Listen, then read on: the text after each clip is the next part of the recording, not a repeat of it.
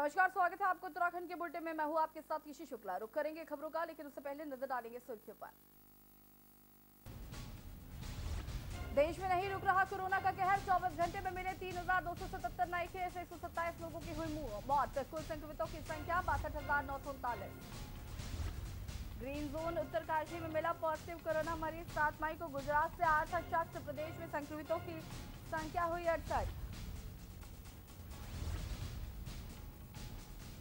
CM Trivendra ने share की अपने ड्रीम प्रोजेक्ट की पहली फोटो। कहा पर्यटन में होगा बड़ा बदलाव। मुनस्यारी स्थित ट्यूलिप गार्डन की फोटो सोशल मीडिया पर की शेयर। उत्तराखंड में प्रवासियों के आने का सिलसिला जारी। 107 प्रवासी पहुंचे उत्तराखंड के नॉर्थर्न बॉर्डर। बेरीनाग में किसानों की हालत खराब। कोरोना के बाद मौसम की दोहरी मार। बारिशों से खेतों में खड़ी गेहूं की फसल हुई खराब।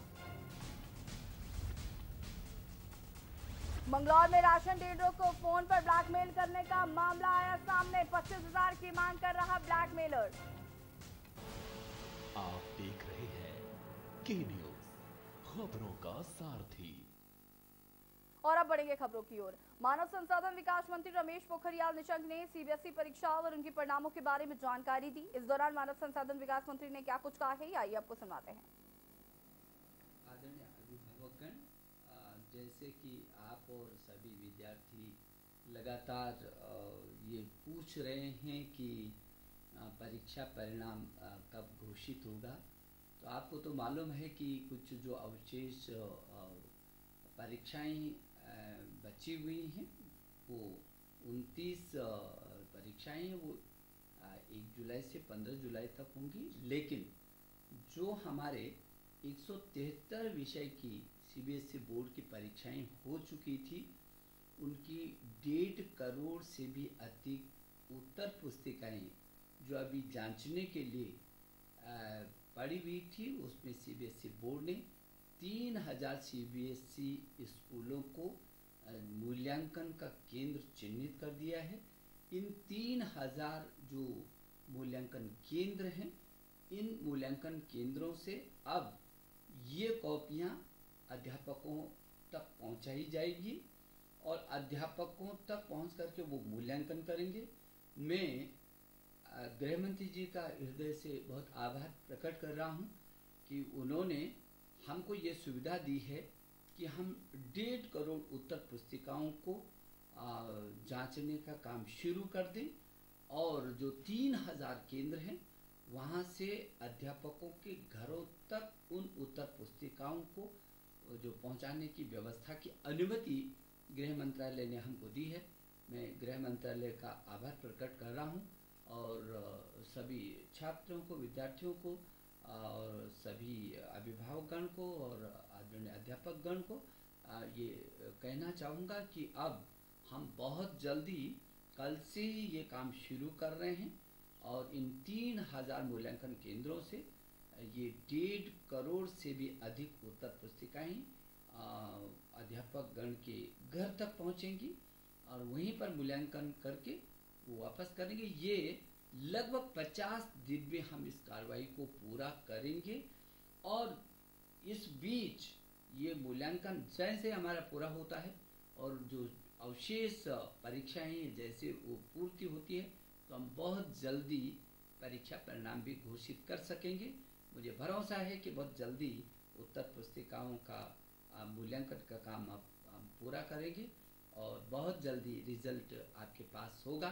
मेरी शुभकामनाएं कि जो बचे हुए पेपर्स आपके हैं, जो मूल विषयों के 29 विषयों के पेपर हैं जिसके बारे में मैं पहले भी आपको कह चुका हूं, उसकी आप बहुत अच्छी तैयारी कर रहे होंगे और जो उत्तर पुस्तिकाएं जो 173 विषयों की जो परीक्षाएं हो चुकी थी, उन 1.5 करोड़ से भी अधिक उत्तर पुस्तिकाओं का हम बहुत अच्छे से मूल्यांकन कराएंगे और उसका काम हम कल से ही शुरू कर देंगे। मेरी आपको शुभकामना कि इस महामारी के समय में आप मस्त भी होंगे, बिना किसी दबाव के पढ़ भी रहे होंगे, अपने माता पिता के साथ बहुत अच्छे तरीके से आप मस्ती के साथ अपने समय को गुजार रहे होंगे और जो स्वास्थ्य विभाग के निर्देश हमको मिल रहे हैं, जो हमारे प्रधानमंत्री जी बार बार जो हमसे आग्रह करते हैं, हम जरूर उन बातों का ध्यान रखेंगे, जैसे प्रधानमंत्री जी ने हमसे कहा था कि हम 7 कौन सी बातें हैं, मुझे भरोसा है वो 7 बातें जो हमारे देश के प्रधानमंत्री जी ने हमसे बांटी थी, उनका हम हर पल स्मरण करके और अपनी सुरक्षा भी कर रहे होंगे। शुभकामनाएं।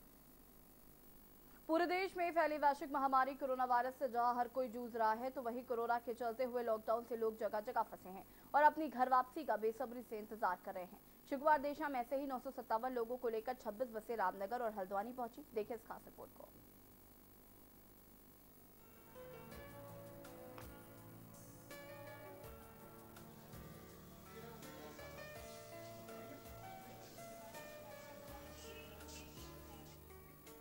प्रदेश सरकार की पहल पर देश के अन्य प्रांतों से लॉकडाउन में फंसे हुए प्रवासी उत्तराखंडियों का आगमन प्रारंभ हो गया है।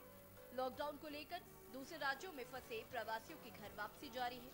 प्रदेश सरकार के परिवहन विभाग द्वारा बड़ी संख्या में गुड़गांव को बसें भेजी गई थी। इन बसों के जरिए शुक्रवार की देर शाम 26 उत्तराखंड परिवहन निगम की बसों द्वारा 957 उत्तराखंड यात्रियों को लेकर देर शाम रामनगर तथा हल्द्वानी पहुंची। इन बसों के जरिए जनपद नैनीताल के ओखलकांडा, खैरना, सुवैलबाड़ी, मुक्तेश्वर, रामगढ़धारी और हल्द्वानी के यात्री पहुंचे। बहुत से यात्री सपरिवार और छोटे बच्चों के साथ भी थे। अपने वतन की सरजमी पर पहुंचकर यात्रियों की आंखों में आंसू छलक उठे और उन्होंने उत्तराखंड सरकार और मुख्यमंत्री त्रिवेंद्र सिंह रावत का धन्यवाद ज्ञापित किया। उन्होंने सरकार प्रशासन के साथ ही परिवहन निगम का भी आभार व्यक्त किया। एसडीएम अनुराग आर्य की देखरेख में हल्द्वानी पहुंचे प्रवासियों की 3 पानी के एक गार्डन में थर्मल स्कैनिंग की गई और भोजन के पैकेट व पानी की बोतलें दी गई। सभी औपचारिकताओं के बाद यात्रियों को उनके गंतव्य की ओर रवाना किया गया। इस मौके पर प्रदेश सरकार की ओर से राज्याध्यक्ष BJP Pradeep Bisht, RTO Rajeev Mehra, ARTO Sandeep Verma, तहसीलदार प्रहलाद राम आर्य और स्वास्थ्य विभाग की टीम मौजूद रही। यहाँ पर उत्तराखंड सरकार ने मेरे को अभी यहाँ लेने के लिए गाड़ी भेजी थी और आज हम यहाँ पर सुरक्षित पहुँच चुके हैं। मैं उत्तराखंड सरकार से थैंक यू कहूँगा और बहुत बहुत आभार। उत्तराखंड से सियालबाड़ी से हूँ। गुड़गांव में मैं 46 दिन से फंसा हुआ था, तो आज हमें यहाँ पे लाया गया हल्द्वानी हमारे क्षेत्र में, तो यहाँ से हमें अपने गाँव ले जाया। 22 दिन से फंसे थे और उत्तराखंड सरकार ने बहुत अच्छा इसका प्रबंध किया है और हम अभी पहुँच चुके हैं यहाँ हल्द्वानी स्टेडियम। अपनी पायल पांडे और मेरा बच्चा 2 साल का बच्चा पार्थ पांडे गुड़गांव में कई दिन से फंसे हुए थे। सरकार द्वारा हमें गाड़ी कराई गई, गाड़ी की उपलब्ध कराई गई, सुविधाएं कराई। इस वजह से हम यहाँ पहुँच पाए। हम सरकार का धन्यवाद करते हैं। जहाँ लॉकडाउन में हर कोई अपने घरों में रहकर सरकार द्वारा जारी नियमों का पालन कर रहा है, तो वहीं उत्तराखंड के प्रवासियों को लाने की सरकार की पहल से अपने परिजनों से बिछड़े लोगों के चेहरे खिल उठे हैं और लोग सरकार और प्रशासन की भूरी भूरी प्रशंसा कर रहे हैं। डेस्क रिपोर्ट के न्यूज़ इंडिया।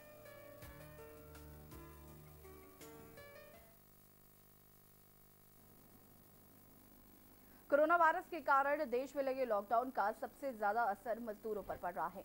मजदूर इधर उधर ही अपने दिन रात गुजारने को मजबूर हैं और अपने घर जाने की मांग कर रहे हैं। देखिए इस खास रिपोर्ट को।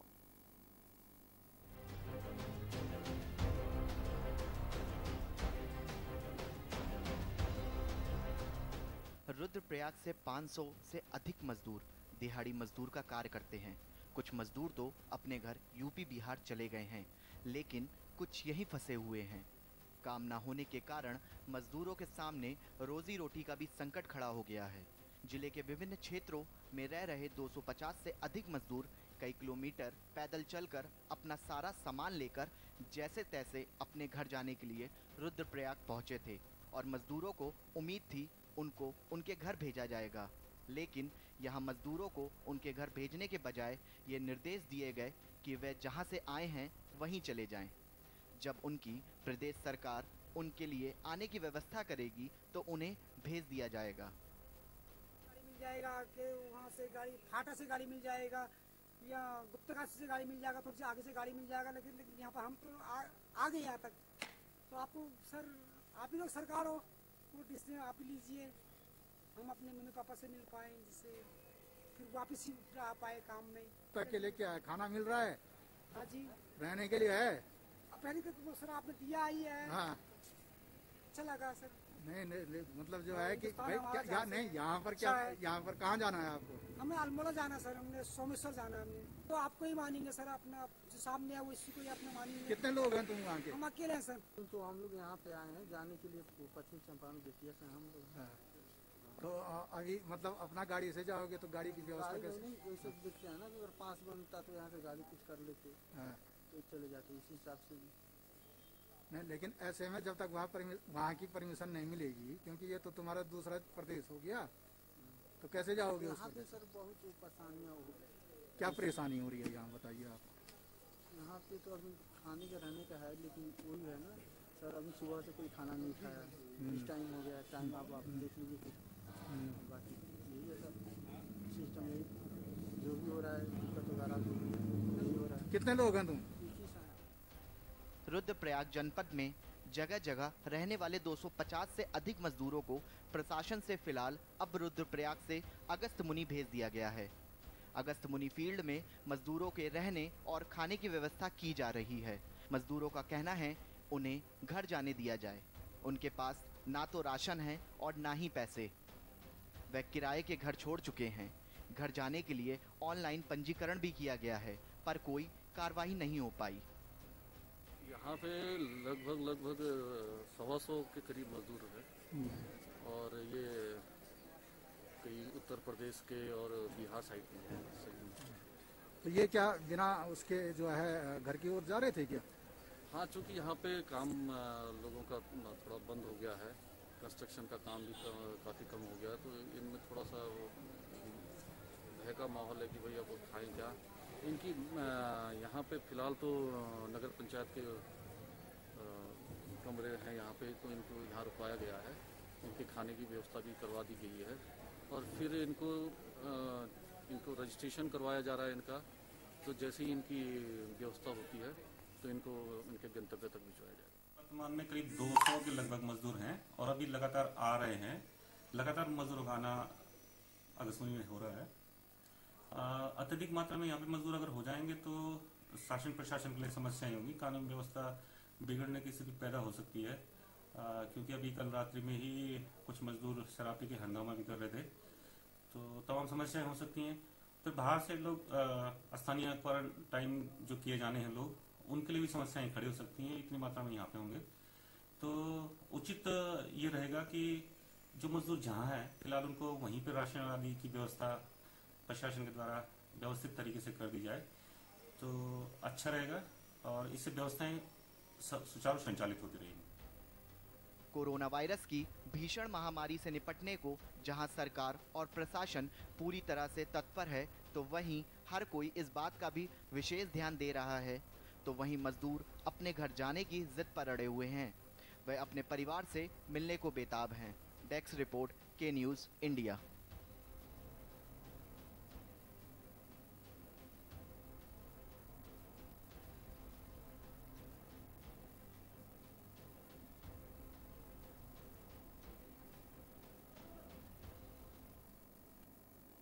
पहले वैश्विक महामारी कोरोना वायरस से समाज का हर तबका परेशान था, वहीं काश्तकार भी इस महामारी से बेहाल हैं।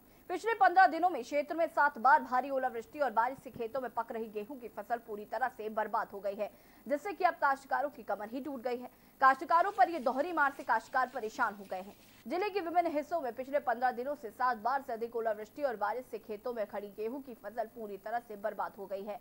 6 महीने कमर तोड़ मेहनत के बाद तैयार गेहूं की फसल में मौसम की ऐसी मार पड़ी है कि गेहूं के बलिया से गेहूं के दाने तक नहीं मिल रहे हैं। अब बालियों में गेहूं तो नहीं रहे, अब यह फसल बर्बाद हो चुकी है और ग्रामीण जानवरों को खिलाने को मजबूर है। काश्तकार सरकार से मुआवजे की आस लगाकर बैठे हैं कि कुछ तो मुआवजा मिले। पहले से कोरोना की मार झेल रहे काश्तकार सरकार की आस लगाए बैठे हैं।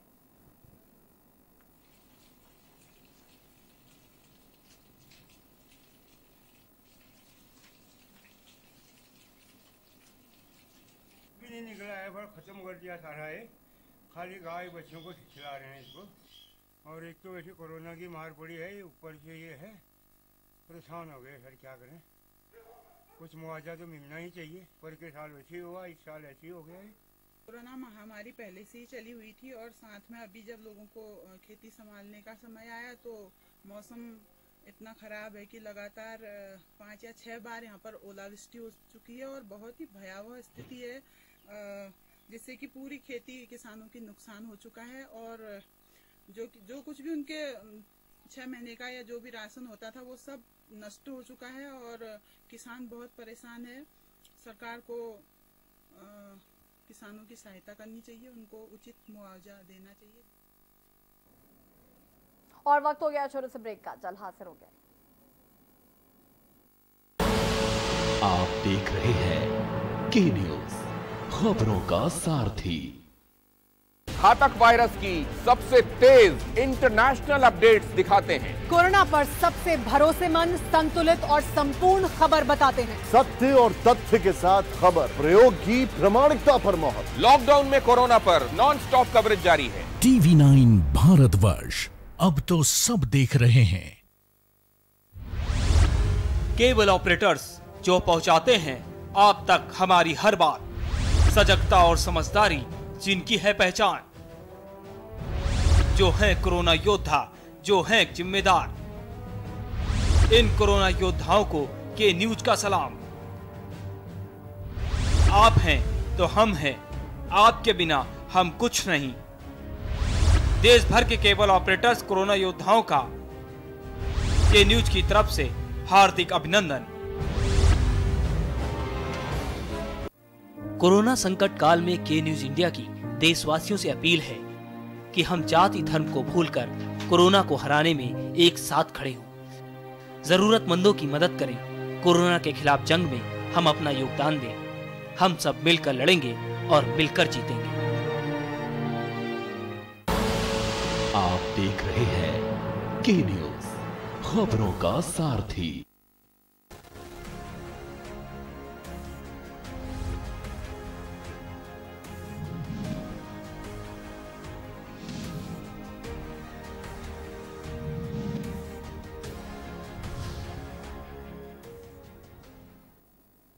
ब्रेक के बाद आपका स्वागत है। लंबे लॉकडाउन में फंसे उत्तराखंड के प्रवासियों के आने का सिलसिला अब लगातार जारी है।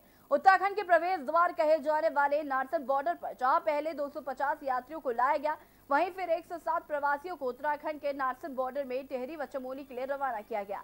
इस मौके पर झबरेड़ा विधायक देशराज कड़वाल ने बसों को हरी झंडी दिखाकर रवाना किया। विधायक देशराज कड़वाल ने बताया कि केंद्र सरकार देश में हर जगह फंसे हुए यात्रियों को उनके घर पहुंचाने के लिए पूरी तरह से प्रयासरत है, जो कि हर प्रदेश की सरकार अपने खर्च पर इन प्रवासियों को उनके घरों तक पहुंचाने का काम कर रही है। इसी श्रृंखला में आज फिर 107 यात्रियों को गुड़गांव से उनके घर पहुंचाया जा रहा है।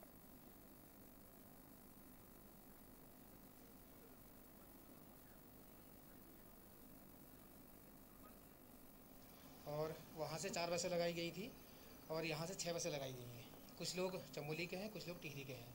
तो जो चमोली के हैं उनको हमने यहीं रुकवा दिया है, क्योंकि वहाँ पहुँचने में थोड़ा ज़्यादा टाइम लगता है और मौसम भी ख़राब है। उनको हमने हरिद्वार में होल्ड करवा दिया है। बाकी टिहरी की बसें रवाना कर रहे हैं। गुरुकुल नारसन और सेल्टेक्स ये कार्यालय है, उसका प्रांगण है, जो हमारे उत्तराखंड के प्रवासी कर्मचारी काम करने वाले कामगार लोग जो बाहर रह रहे थे, गुड़गांव में 107 की संख्या यहाँ पर थी, उनको यहाँ से मैंने हरी झंडी दिखा करके टिहरी के लिए, चमोली के लिए रवाना किया है।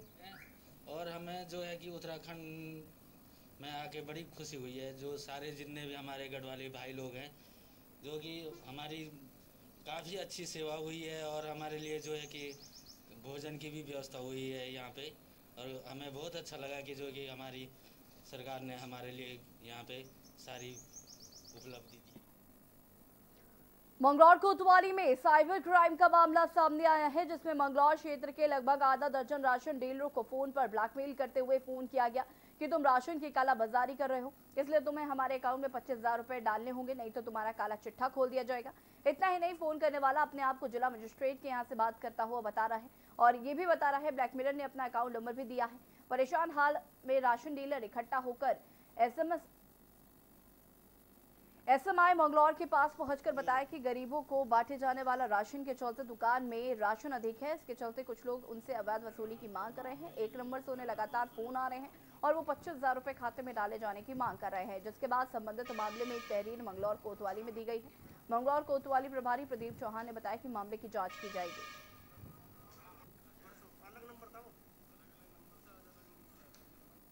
ऐसे तुम्हारे कार्डों की 20-25 जनों की शिकायत है और शिकायत के बाद मैंने कहा सर मेरी तो कोई शिकायत नहीं है। उन्होंने कहा राशन बांट दिया। मैं कहा जी हाँ बांट दिया। कितने कार्ड है? 775 कार्ड बताए उन्होंने मुझे ऑनलाइन। मैंने कहा हाँ जी इतने ही है। और उन्होंने कहा भाई तुम्हारी शिकायत का कैसे करना? मैंने कहा सर आप बताएं।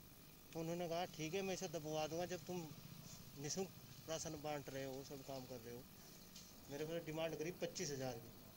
मैंने कहा 25,000 आप मुझे दो। मैंने बोला कि आप कहाँ मिलोगे?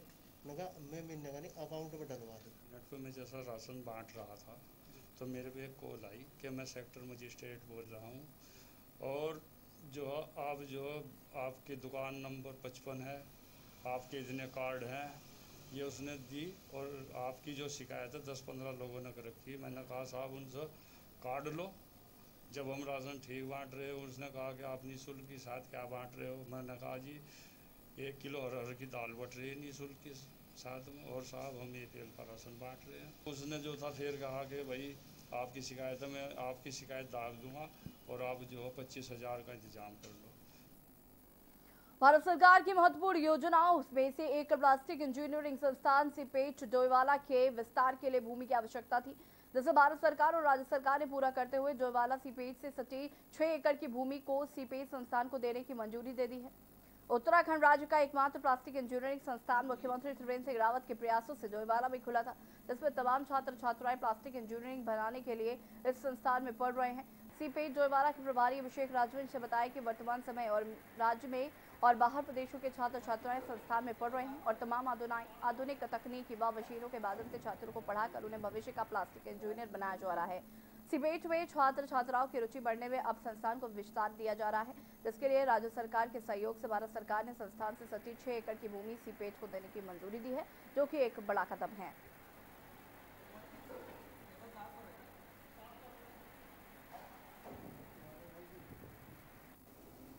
संस्थान को अपने आगे बढ़ने के लिए अपनी भूमि की आवश्यकता थी, क्योंकि वर्तमान स्थापित जो जगह है वहाँ पे कंस्ट्रक्शन का कार्य नहीं हो सकता था। तो संस्थान के बाजू में लगी हुई जो वन भूमि है उसकी सैद्धांतिक स्वीकृति भारत सरकार से प्राप्त हो चुकी है। साथ ही साथ कौशल विकास कार्यक्रम में उत्तराखंड ग्राम्य विकास समिति के थ्रू, हमारे देहरादून के थ्रू हमारे पास जो उत्तराखंड के 37 ब्लॉक हैं उनके ब्लॉक्स के बच्चे ले सकते हैं। साथ ही साथ उत्तराखंड कौशल विकास मिशन के माध्यम से भी पूरे उत्तराखंड राज्य के बच्चे हमारे पास कौशल विकास कार्यक्रम में भी एडमिशन ले सकते हैं। सीमांत तजीबा के राहत शिविरों में रह रहे नेपाल के नागरिक अपनी सहमति के राहत शिविरों से बाहर तो आ गए थे, लेकिन नेपाल सरकार के मना करने और इंडो नेपाल बॉर्डर सील होने चलते नेपाल जाने की उनकी कोशिश नाकाम रही। के न्यूज ने प्रमुखता से इस खबर को प्रसारित किया था, जिसके बाद प्रशासन ने मित्र राष्ट्र के नागरिकों को फिर से वापस राहत शिविरों में भेज दिया है, जिसके बाद से पहले की ही तरह फिर से भी अभी भी आवश्यक व्यवस्था प्रशासन द्वारा की जा रही है। कोई बात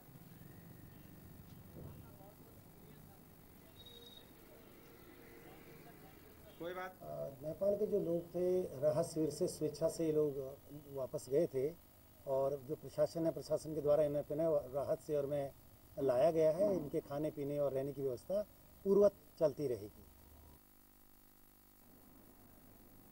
रुड़की के सिविल लाइन कोतवाली क्षेत्र के मिलिट्री कैंट एरिया में रास्ता विवाद को लेकर गुरुवार को ग्रामीणों और सेना के जवानों में पत्थरबाजी हुई थी, जिसमें कुछ ग्रामीण महिलाएं भी घायल हुई थी। वहीं पुलिस ने लॉकडाउन और धारा 144 का उल्लंघन करने सहित बलवा में 25 नामजद लोगों के खिलाफ मुकदमा दर्ज किया है। वहीं सेना की तरफ से भी अलग अलग 2 मुकदमे 7 ग्रामीणों सहित कई लोगों पर मुकदमा दर्ज करवाया गया है। साथ ही ग्रामीणों ने सेना के 4 नामजद जवानों सहित करीब 200 अज्ञात लोगों पर मुकदमा दर्ज करवाया। एसपी देहात स्वप्न किशोर सिंह का कहना है कि फिलहाल मामले की जांच पड़ताल की जा रही है, उसके बाद ही अगली कार्रवाई की जाएगी।